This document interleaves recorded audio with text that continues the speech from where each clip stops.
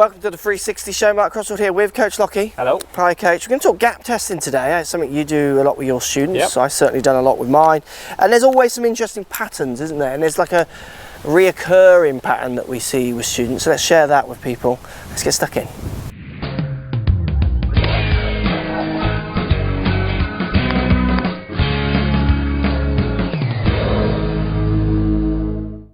So gap testing, Matthew, why do you find that a gap testing is a good session to do with a student?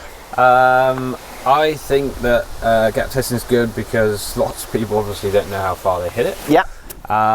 It's good for when you're on the course, for getting over ditches, bunkers, yeah. when you're hitting into greens, hitting certain parts of the green, things like that.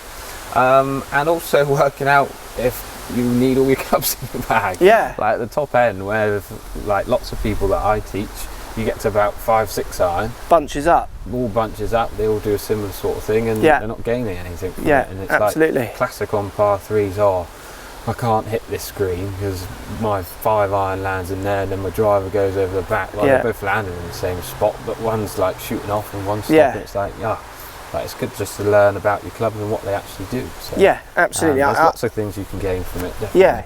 Now I see two, but I agree. I see two groupings or patterns when I do gap testing, similar to what you said there. I see the bunching at the top end, and I have it. I've got a 5 iron and a rinky dinks here. Yeah. And to be honest with you, they're very similar. Yeah. And how often do you see me hit my 5 iron? Yeah, never. I almost can drop it. I have to have it still because it does just fit a gap.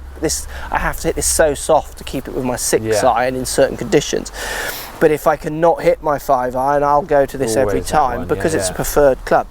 I only learnt that through gap testing as quite an experienced player. And gap testing in situation as well as in through age, as I've changed in age. I used to be always play a 3 iron. I would have a 5 wood, which I would have the same as my 3 iron, but I would never not play my 3 iron if it was the club. Right shot, yeah. The other pattern I see as well with as you go up through the clubs is shape. So I see people missing much more on the right as you start getting 7 iron, 6 iron, 5 iron, 4 iron, or wherever they are in that top end of that bag.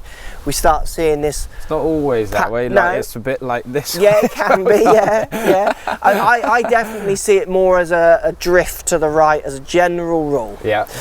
And it's interesting because often a gap test is not the first lesson, is it? No.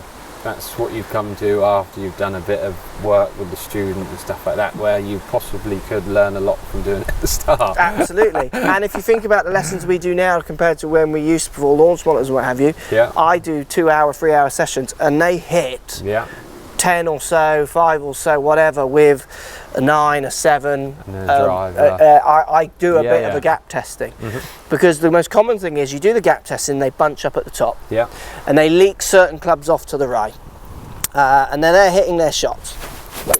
And you say to them in the lesson, you say questions like, why are you here? What are we working on? Or can we just work on my swing? Yeah. That's a common answer. Yeah. Well, if you do the gap test, it'd be like, why is this person not saying, can we work on my 5 iron? It goes the same as my 6 and 7 and always goes a bit to the right. Yeah. So it really, I think it allows people to identify issues in gaps, hence the word gap testing, and where equipment can really help. If you take my rinky dinks away, well, I'm going to cry, basically. But do you see what I mean? It's such a weapon for me. Definitely. Where if you made me hit 5 iron or 4 irons all the time, I think I'd work it out in time, but I wouldn't feel as happy as I do with this. So it helps you understand how equipment can really help you. But it also helps you see where your holes are in your game. Things like strokes gained, Mark Brody's strokes gained stuff shows that pros are so much better at that kind of 170 to 220 approach play area, which is quite obvious if you think about it because it's a hard shot, but it's not. You know, how many lessons are you coming in where they just want to work on their driver, don't they? Yeah, driver's a massively common one. Yeah. And when I do gap testings with driver, exactly, when I do gap testings with drivers, it goes pretty much the distance they say, give or take 20 yards of ego boosting. Yeah. And it does do relatively the shape they say. Yeah. What do you do with your 6 iron? Yeah. Oh, I had it 5 150 iron. and Hybrid. it goes 130. What hybrid? So that's wrong. What hybrid have you got? A tailor-made one? Yeah. That's not my question. Yeah. What loft is it? Yeah. You know, is it? Oh, I don't know what loft it is. It's I think it's such a lost space in people's golf bags. So I definitely, people always ask me as well, shall I get a fitting or shall I do lessons? You have that question? Yeah, same thing. Go and get a gap test. Yeah. Often people do them for a lot less money.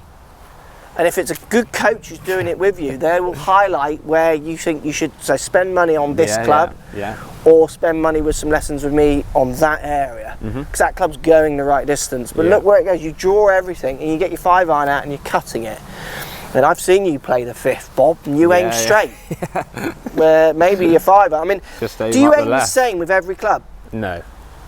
So you have different shot shapes in your head with different clubs. I'm exactly the same. If you watched the Turnberry vlogs recently, remember what I was saying when I was hitting shots, I'm going to have to try and make sure I don't draw it too much. Wind was off the left. Now I can just hit this one because I probably could just draw it and it'll kill it a bit. I was working the shape of that. Shape, wind, lie. Where my driver, apart from one, I was hitting it pretty straight to a little bit of fade. So on the front 9, wind off the left, I was consciously aiming. That's all from gap testing. I think also as well, gap testing has a bit of a fault. I don't know the better name. But gap testing suggests that it's not just testing gaps, is it? It's a bit of everything. It's basically an MOT, isn't it, really? It's like a player MOT, a player test. And really, I mean, I think about back to the days when we used to do half-hour lessons.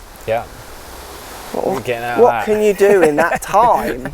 Apart from trust what the pupil brings to you. I do so many lessons where they bring information and it's not the information. Not right, you hit that club fine. Why are you moaning about that? Our session's not long enough really. Hard enough, isn't it? And when you do gap testing, because of mishits, they can take an hour comfortably, can't they? Because let me just hit another one. Whenever I used to do it, it was, I want at least 3 or 4 good ones with each club. It can take someone 10 shots maybe to get those 4. So absolutely. It's quite tiring. And can be. Take some water and some food with you. Yeah, absolutely. So the importance of the importance of gap testing for me is it's a purchasing decision, as in for equipment. But it's as much as a lesson as it is anything else. And it's as much of a lesson as someone just saying, should I move my grip from there to there? Learn those patterns with your different clubs. I think it's a great way for people to improve. The thing I've done when I've done gap testing with people is it just always led on to bigger sessions. Like next week, Bob, we work that 5-iron. We're not doing your driver like you keep saying. We've got to do that 5-iron. Because I know you're hitting it in a round, and if you're not hitting it, let's get a club that, you might want to let's rink the dinks, Don't be afraid. The moral here, people, look at that, Matt. I've rinked that dinks.